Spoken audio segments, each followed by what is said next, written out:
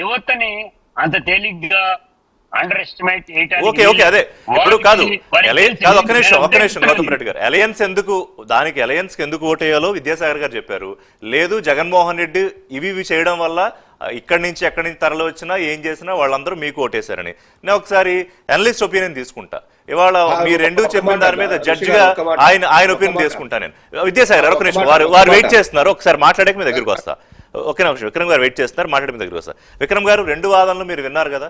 అంటే ఒక logical conclusion చెప్పారు, అంటే ఓట్ పర్సంటేజ్ ఎలా పెరుగుతుంది, సహజమైన గ్రోత్ ఎలా ఉంటుందని విద్యాసాగర్ గారు ఒకటి దాంతో ఏకీభవిస్తున్నారా? ఒకవేళ అలా కనుక జరిగితే ఇద్దరు వాదనలు విన్న తర్వాత మీ స్టాన్స్, మీ ఒపీనియన్ ఏంటి? మనం ప్రధానంగా రెండు వర్గ ఇది ఎక్కువ వస్తుందండి. లేదు, బాగుంది విక్రమ్ గారు, వినిపిస్తుంది, చెప్పండి. ఓకే, ఇప్పుడు కూటమికి అడ్వాంటేజెస్ ఏంటి, వైఎస్ఆర్సీపీకి అడ్వాంటేజెస్ ఏంటి అనేది ముందు మనం అది ఆలోచించాలండి. అవును. ఫస్ట్ ఆఫ్ ఆల్ ఏంటంటే కూటమికి ఉన్న అడ్వాంటేజ్ ఏంటి, మీరు ఇందాక చాలా డీటెయిల్డ్గా ఎవరికి ఎంత పర్సంటేజ్ ఆఫ్ ఓట్స్ వచ్చినాయి అనేది మొత్తం చూపించారు. అయితే అక్కడ ఒక చిన్న డిస్క్రిపెన్సీ నాకు కనపడింది. 2019లో అంటే పవన్ కళ్యాణ్ గారి జనసేనకి <1% గా మీరు చూపించారు. అది కరెక్ట్ కాదు. That has to be corrected. ఎందుకంటే అప్పుడు జగన్మోహన్ రెడ్డి గారి వైఎస్ఆర్సీపీకి వచ్చిందేమో 50% ఓట్స్ వస్తే, తెలుగుదేశానికి దాదాపుగా 40% వచ్చింది, పవన్ కళ్యాణ్ గారి పార్టీకి 6%. అదే ఇప్పుడు మనం చూసినట్లయితే 3 పార్టీలు కూడా పొత్తులు పెట్టుకున్నటువంటి పరిస్థితి. అంటే ఏంటి, ఓటు చీలటం లేదు, ట్రయాంగిల్ ఫైట్ లేదు ఇప్పుడు అనేటువంటిది ఉన్నది. అది ఒక పెద్ద అడ్వాంటేజ్. అది 3 పార్టీలు కలవటం అనేటువంటిది అడ్వాంటేజ్. 3 పార్టీలు వర్సెస్ ఒక పార్టీ. తర్వాత మనకి కొన్ని పోల్ పర్సంటేజ్ పెరిగిందని చెప్పారు, మీరు చూపించారు. మీరు 81.89 సంథింగ్ లైక్ దట్, 82%. అంటే పెరిగిన పర్సంటేజ్ ఆఫ్ ఓట్స్ పెరిగితే మనకున్న ఏంటి అంటే గతంలో కానివ్వండి, ఎప్పుడు కానివ్వండి, అది యాంటీ ఇన్కంబెన్సీకి సంకేతం, అది అపోజిషన్ గా పడుతుంది అనేటువంటిది ఒకటి అంటూ ఉంటారు. కానీ ఎప్పుడు ప్రూవ్ కాలేదు కదా విక్రమ్. ప్రూవ్ కాలేదు అంటే కొన్ని, అంటే మనకి ఇది ఏంటంటే కొన్ని ప్రూవ్ కాదండి. కాకపోతే ఏంటంటే అది దాన్ని ఏమంటారు, స్థిరపడినటువంటి ఒక వాదన. రైట్. ఎప్పుడైతే ఓట్స్ పర్సంటేజ్ పెరిగిందో అది అపోజిషన్ కి అడ్వాంటేజ్ ఉంటుంది, రూలింగ్ పార్టీకి డిసడ్వాంటేజ్ ఉంటుంది అని అంటాం. ఆ విధంగా చూసినప్పుడు పోలింగ్ పర్సంటేజ్ పెరిగింది కాబట్టి అది కూటమికి అడ్వాంటేజ్ అయ్యేటువంటి అవకాశం ఉంది అనేటువంటిది ఒకటి ఉన్నది. తర్వాత ఇప్పుడు ఇంకొకటి చూసినట్లయితే మీకు యూత్ బాగా పెరిగారు అనేది మీరు చూపించారు. 25 లక్షల వరకు పర్సంటేజ్ ఆఫ్ ఓట్స్ పెరిగిందంటే యూతే కదా. యూత్ ఎన్రోల్ చేసుకుంటారు, కొత్తగా ఓటర్లు నమోదు అవుతూ ఉంటారు. ఇందాక విద్యాసాగర్ గారు చెప్పినట్టు దాదాపు చనిపోతా ఉంటారు. షిఫ్టింగ్ ఆఫ్ ఓట్స్ కొన్ని ఉంటాయి. ఆ విధంగా చూసినప్పుడు ఏంటంటే యూత్ జనరల్ గా ఎవరి వైపు మొగ్గు చూపించారు. పైగా ఏంటంటే ఆ యూత్ లో కూడా రకరకాల ఇవి ఉంటాయి, కాంబినేషన్స్. అంటే దాంట్లో అంటే ప్రాంతాల వారిగా, అటు రాయలసీమ కావచ్చు, లేదంటే కోస్తాంధ్ర కావచ్చు, ఇది మళ్ళీ దానిలో కులాలు ఇవన్నీ ఉంటాయి. ఇవన్నీ పక్కన పెడితే ఏంటంటే బిగ్గెస్ట్ అడ్వాంటేజ్ కూటమికి కలిసి పోటీ చేయటం, అక్కడెక్కడ కూడా ఓటు స్ప్లిట్ కాకపోవటం అనేటువంటిది జరిగింది. తర్వాత ఇంకోటి ఏంటంటే ఇప్పుడు వైఎస్ఆర్సీపీకి ఉన్న అడ్వాంటేజ్లు చూసినట్లయితే వాళ్ళు డెఫినెట్గా కొన్ని వర్గాలని ఓటు బ్యాంకులుగా క్రియేట్ చేసుకున్న మాట వాస్తవం. ఎట్లాగంటే మీకు పెన్షన్దారులు కావచ్చు, ఇతరత్ర కొన్ని దాని మీద వాళ్ళు పెద్దగా ఆశలు పెట్టుకున్నారు. ఎక్కువ ఆశలు ఏంటంటే మేము ఓటు బ్యాంక్స్ ని మేము క్రియేట్ చేశాం కాబట్టి పెట్టుకున్నారు. వృద్ధులు, వికలాంగులు, వితంతువులు వీళ్ళకి ఇంటికే డైరెక్ట్ గా వీళ్ళ పెన్షన్లు ఇవ్వడం, ఇవన్నీ పెట్టుకున్నారు. అయితే దూరమైనటువంటి వర్గాలు మాట ఏంటి అనేటువంటిది కూడా మనం చూడాలండి. అంటే ఫస్ట్ ఆఫ్ ఆల్ వాళ్ళకి అడ్వాంటేజ్ ఏంటంటే కొన్ని డీబీటీ ద్వారా కొన్ని వర్గాలను క్రియేట్ చేసుకున్నారు ఓటు బ్యాంకులుగా. అయితే దూరమైనటువంటి వర్గాలు ఏంటి, 2019లో వాళ్ళకి ఓట్లు వేసి ఇప్పుడు దూరం అయ్యి ఉండవచ్చు అని మనం అంచనా వేస్తున్నాయి. ముఖ్యంగా ఉద్యోగ వర్గాలు వాళ్ళు డెఫినెట్ గా 2019లో బాగా వేసిన మాట వాస్తవం. అయితే ఇప్పుడు 2024లో కూడా ఉద్యోగులు అదే స్థాయిలో ఓట్లు వేసి ఉంటారా అనేటువంటిది మనం చూడాలి. వేస్తుంటే ఎందుకు వేసుంటారు అనేటువంటిది చూడాలి. ఎందుకు వేయకపోతే ఎందుకు వేయలేదు అనే దానికి కొంత అంటే పర్సంటేజ్ తగ్గి ఉండొచ్చు అనడానికి కారణాలు ఏంటంటే, మీకు తెలుసు మన ఉద్యోగులకు ఇవ్వాల్సినటువంటి అనేక అంటే వారం రోజుల్లోగా మీకు పాత పెన్షన్ విధానాన్ని చేస్తామని చెప్పారు, అమలు చేస్తామన్నారు, అది నిలబెట్టుకోలేదు. తర్వాత డిఏ తగ్గించేశారు, డిఏలు ఇవ్వలేదు. తర్వాత పిఆర్సీలు మీకు వేయలేదు. తర్వాత హెచ్ఆర్ఏ తగ్గించారు. మీకు విచిత్రం ఏంటంటే మనకి దాన్ని ఏమంటారు, సెక్రటేరియట్ ఎంప్లాయీస్కి హెచ్ఆర్ఏ 30% ఉంటే దాన్ని 4% తగ్గించారు. జిల్లాల్లో వాళ్ళకి 20% 16% చేశారు. అదేవిధంగా మీకు వెంటనే రిటైర్మెంట్ అవ్వగానే వాళ్ళకు ఇచ్చేటువంటి బెనిఫిట్స్ వాటికి ఇవ్వటం లేదు. పైగా ఇంకోటి ఏంటంటే, మీకు పిఎఫ్లో మీకు ఎట్లా ఉంటుందంటే 10% ఉద్యోగుల దగ్గర నుంచి తీసుకుంటే కాంట్రిబ్యూటరీ పెన్షన్లో గవర్నమెంట్ కూడా 10% ఇవ్వాలి. కానీ ఈ 10% ఆ 10% రెండు కలిపి ఒక బ్యాంక్ అకౌంట్లో వేస్తారు. అయితే ఆ నిధులన్నింటినీ దాదాపుగా 2,800 కోట్లు దారి మళ్లిస్తే దాని మీద చాలా పెద్ద ఎత్తున వాళ్ళు గొడవలు చేశారు. అదే విధంగా ఇంకా మిగతా అంశాలు మాట్లాడదాం, అంటే అంశాల వారిగా వెళ్దాం విక్రమ్ గారు. సో మీరు అనేది అందుకని అంటే నేననేది ప్రోగ్రెస్ ఈ యూత్ అంటే ప్రోగ్రెస్ దృష్టిలో పెట్టుకుని అభివృద్ధి లేకపోతే ఉద్యోగ కల్పన అనే ఓటర్ సెక్షన్ అనేది కూటమి వైపు ఉండొచ్చు అనేది కూడా మీరు అనుకుంటున్నారు. అంటే ఏ వర్గాలు దగ్గరైన దగ్గరైనటువంటి వర్గాలు ఇంకా ఉన్నాయా వైఎస్ఆర్? మాట్లాడదాం అంటే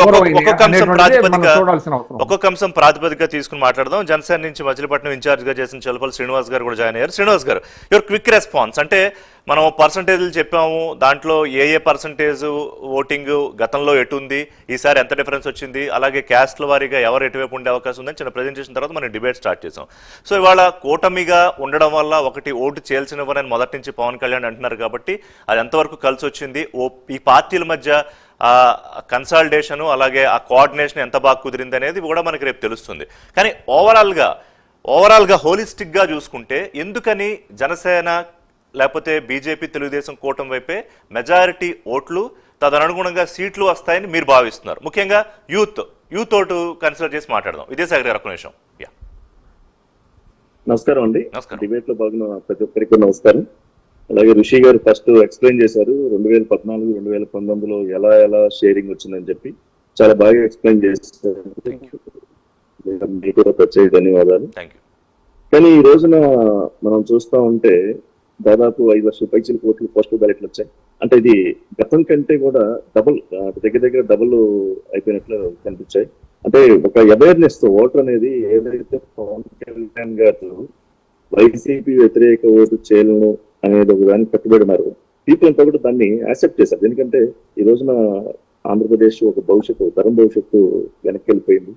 దాన్ని యూత్ ముఖ్యంగా పోస్టల్ బ్యాలెట్ లో ఎక్కువగా యూత్ ఎంప్లాయీస్ వీళ్ళంతా ఉంటారు. యూత్ అలాగే కొత్తగా ఓటు వచ్చిన వాళ్ళు కూడా మాక్సిమం కూటమికే సపోర్ట్ చేస్తారు. ఇక్కడ జరుగుతుంది ఏంటంటే, ఇక్కడ పవన్ కళ్యాణ్ గారు ఒక యువత తరఫున పోరాటం అలాగే భవిష్యత్ తరఫున పోరాటానికి జనమంతా కూడా యాక్సెప్ట్ చేశారు. అదే ఈ పోస్టల్ బ్యాలెట్ రూపంలో కూడా వన్ సైడ్ గా ఏదైతే రేపు సాయంత్రంకే మాక్సిమం రిపోర్ట్ చేస్తుంది, ఏదైతే ఇది జరిగిందో ఇదైతే వన్ సైడ్. దాంట్లో అయితే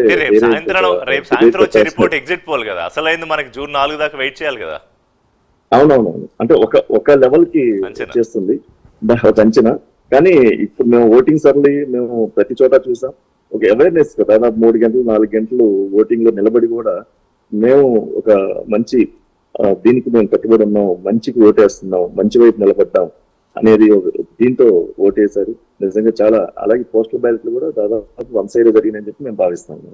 ఓకే, విజయసాగర్ గారు మీ పాయింట్ ఏంటి ఈ అంశానికి సంబంధించి? విక్రమ్ గారు వివరించారు కాబట్టి దాని జోలికి పోను నేను.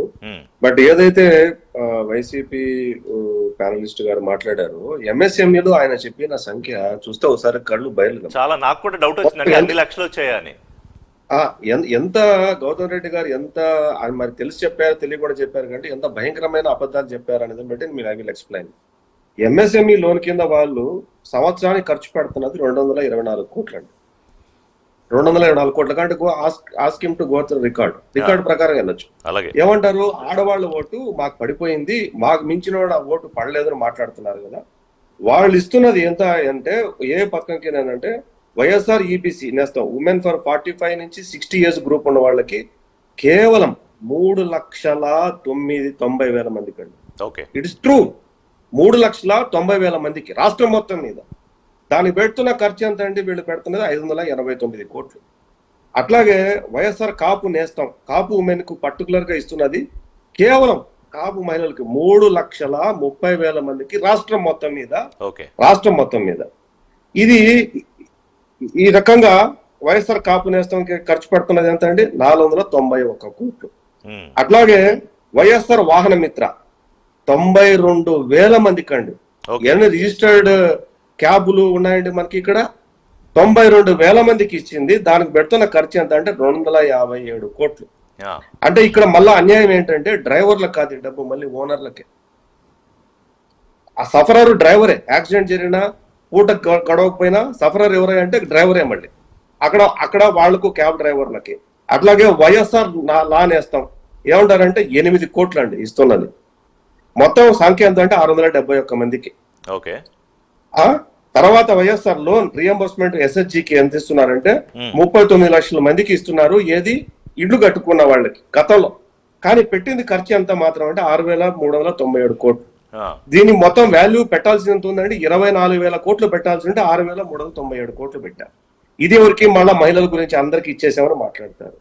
ఎంఎస్ఎంఈ చెప్పాను కదండి, ఎంఎస్ఎంఈలో కేవలం 224 కోట్లు ఇచ్చి పెట్టాల్సిన బడ్జెట్ 21,94,000 కోట్లు పెట్టాల్సి ఉంటే 7,966 కోట్లు పెట్టి అందరికీ చేసేసాం. అంటే వారు చెప్పిన లెక్క 1,93,000 అంటే మేబీ పొరపాటు పడి ఉంటారు. అంటే 82 లక్షలు అని అన్నారు. మేబీ అది సబ్జెక్ట్ టు కరెక్షన్ అనుకుంటా గౌతమ్ రెడ్డి గారు. అసలు లేదు సార్, అటువంటి సంఖ్య లేదు.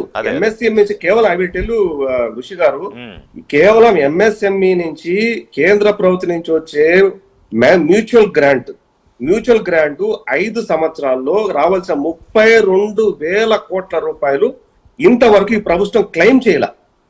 వీళ్ళేమంటారు? మేము యూత్ కి ఇది చేసేసాం, ప్రజలకు అది చేసాం, మొత్తం మేమే చేసేసాం అని మాట్లాడతాం. కానీ ఇప్పుడు జగన్మోహన్ రెడ్డి గారు అనేక సందర్భాల్లో చెప్పిన లెక్క అంటే 120 సార్లు 130 సార్లు నేను బటన్ నొక్కాను, నాకు 2 సార్లు నొక్కండి ఆయన అప్పీల్ చేశారు కదా. దాని మొత్తం నెంబరు ఆయన అడిగింది అంటే డైరెక్ట్ బెనిఫిట్ గానీ మిగతా పథకాల్లో గానీ సుమారు 4 లక్షల కోట్ల పైచిలు. మొత్తం అబద్ధం sir. I have a data, I have a clear data. మీరు చెప్పింది అంతా కలిపి 34,000 కోట్లే.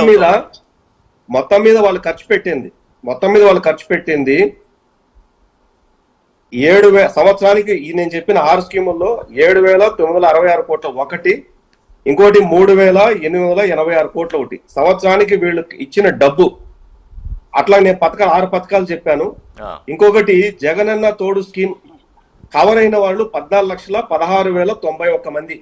పెట్టిన ఖర్చు 1,01,416 కోట్లు. ఇంకోటి ఎంఎస్ఎంఈ రీస్టార్ట్ 11 లక్షలు. ఇక్కడ చెప్పారు కదా 90,000, 60,000 లక్షలు చెప్పారు కదా. రియంబర్స్మెంట్ చేసి ఎంత మందికి అంటే 11,618 మందికి చేస్తే పెట్టిన ఖర్చు రియంబర్స్మెంట్ ఎంత మంది ఇచ్చారండి? 8,000,000 ఇచ్చారు తెలుసా? 1,043 కోట్లు. ఏది 5 సంవత్సరాలకి ఇచ్చింది. ఇట్లాగే జగనన్న తోడు స్కీమ్ అది టైలర్స్ తర్వాత వీళ్ళు ఓవరాల్ గా కాదు